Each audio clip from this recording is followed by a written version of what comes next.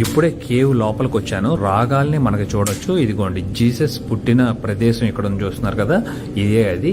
మొత్తం ఒక కేవ్. ఇది కేవ్ లోపల ఉన్నాను నేను. ఇదిగోండి శాంతం కింద ఇక్కడ చూస్తున్నారు కదా, జీసస్ పుట్టిన ప్రదేశం ఇక్కడేనని చెప్తున్నారు. మేరీ మాత జీసస్కి ఇక్కడే, ఇదిగోండి కరెక్ట్గా ఒక స్టార్ లాగా ఉంది చూస్తున్నారు కదా, ఇదే ఆ ప్రదేశం. అలాగే మొత్తం లోపలంతా కూడా చూసుకుంటే ఇదిగోండి చూడండి, క్యాండిల్స్ అంతా ఉన్నాయి. అలాగే చూడండి లోపలంతా కూడా ఆయిల్ ఉన్నట్టుంది. ఇదిగోండి అసలు ఈ అద్భుతమైన ఈ ప్రదేశాన్ని తాకినందుకు చాలా సంతోషంగా ఉంది. ఇదిగోండి దాని మీద ఏదో కానీ రాసుని చూస్తున్నారు, మీకు అర్థమవుతుంది అనుకుంటున్నాను. వర్జిని మేరీ జీసస్ క్రైస్ట్ అని చెప్పి చాలా వరకు చెరిగిపోయినాయి. ఏదో 1717 అని చెప్పి రాసి ఉంది. ఇది ఇక్కడ చాలా సంతోషాన్ని కలిగిస్తుంది ఈ అద్భుతమైన ప్రదేశాన్ని తాకినందుకు, అలాగే నేను చూసినందుకు, మీతో కూడా పంచుకుంటున్నందుకు. ఇప్పుడే అక్కడ మనం జీసస్ జన్మించిన ప్రదేశాన్ని చూసుకున్నాం కదా. ఇక్కడ మనకు ఇజ్రాయెల్లో ఈ జెరూసలేం బెత్లెహేంలో మంచు కూడా పడుతుందంట. వింటర్ టైంలో చాలా చలిగా కూడా ఉంటుందంట. జీసస్ జన్మించిన టైంలో బయట బాగా చలిగా ఉండటం వల్ల, అలాగే అసలు ఈ కేవ్ లోపల గొర్రెలు కూడా ఉండేవంట. ఆ గొర్రెలు మధ్యలో తనను పడుకోబెట్టారని చెప్తున్నారు. తను జన్మించిన తర్వాత వెచ్చగా ఉండటం కోసం, తన బేబీని ప్రొటెక్ట్ చేసుకోవడం కోసం మేరీ మాత. ఇదిగోండి కరెక్ట్గా జీసస్ అక్కడ జన్మించిన తర్వాత మేరీ మాత అక్కడ నుండి తీసుకొచ్చి ఇక్కడ చూడండి, ఇక్కడ మరొక చిన్న దారిలాగా ఉంది చూస్తున్నారు. ఇక్కడ ఇదిగోండి కరెక్ట్గా ఇదే ప్రదేశంలో తనని పెట్టినట్టుగా చెప్తున్నారు.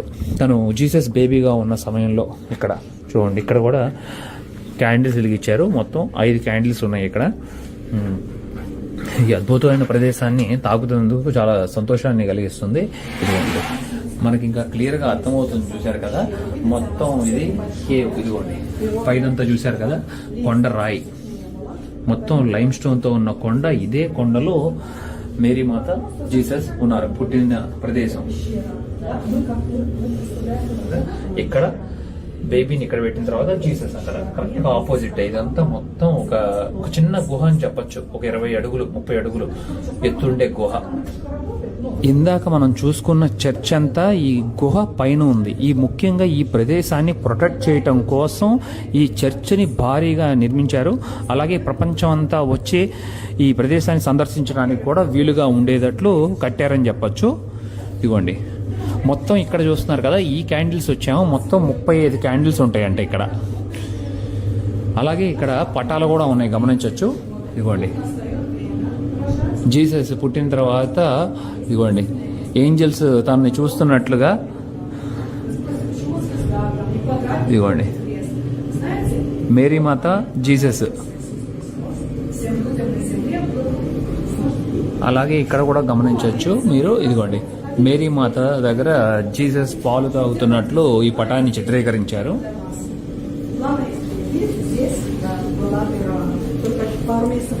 అదిగోండి జీసస్ ఇక్కడ గొర్రెలతో ఆడుకుంటున్నాడు, చూసారా. తన మీద గొర్రె మీద కూర్చోబెట్టారు మేరీ మాత. అదిగోండి ఇక్కడికి వచ్చిన వాళ్ళందరూ కూడా లోపలికి వెళ్ళి తల ఆనిచ్చి దండం పెట్టుకుంటున్నారు జీసస్కి. అదిగోండి చర్చిలో నుండి ఆ పవిత్రమైన ప్రదేశాన్ని చూసుకుని బయటకు వచ్చేసాను. ఇలా బయటికి రాగానే మనకి ఇక్కడ చూడండి, చర్చ్కి ఇటువైపు రైట్ సైడ్ వైపు మనకు ఉంటుంది చూడండి, ఇథియోపియన్ చర్చ్ ఉంటుంది, అలాగే కాప్టిక్ ఆర్థోడాక్స్ చర్చ్ ఉంటుంది. ముఖ్యంగా మిల్క్ గ్రోత్ చర్చ్ కూడా విజిట్ చేస్తారు ఇక్కడికి వచ్చిన వాళ్ళు. ఇదిగోండి ఒక 3 నిమిషాలు ఇటువైపు నడిస్తే సరిపోతుంది మనం చర్చ్కి వెనక పక్కన. ఇదిగోండి వెళ్ళే దారిలో కనపడింది ఇథియోపియన్ ఆర్థోడాక్స్ చర్చ్. అందుకనే ఇక్కడ ఇథియోపియన్ ఫ్లాగ్ ఉంది ఆ డోర్స్ మీద, చూసి ఆశ్చర్యపోయాను. అలాగే ఇక్కడ కూడా చూడొచ్చు ఇంకా కొన్ని ఫ్లాగ్స్ ఉన్నాయి. ఇది ఒక బీర్ షాప్ అనుకుంటా, అంటే ఒక షాప్ ఇది మొత్తం. అలాగే ఇక్కడ ప్యాలెస్టైన్ ఫ్లాగ్ కూడా ఉంది చూడండి. ఇదిగోండి మ్యాగ్నెట్స్ అమ్ముతున్నారు, ప్యాలెస్టైన్ మ్యాగ్నెట్స్. 11:30 కల్లా క్లోజ్ చేస్తారంట ఆ చర్చ్. అది తప్పకుండా వెళ్ళి చూసుకోవాలి. ఇప్పుడు 10:40 అవుతుంది సమయం. ఇక్కడ చెక్కతో తయారు చేసిన జీసస్ బొమ్మలు చూడవచ్చు, చాలా ఉన్నాయి రకరకాలు. అలాగే ఇక్కడ అసలు చూడండి, ఇది బాగుంది. కరెక్ట్గా చెట్టు ఉంటుంది కదా మొదలు, మొత్తం చెట్టుతో గొర్రెలు, అలాగే జీసస్ జన్మించిన తర్వాత అక్కడ మేరీమాత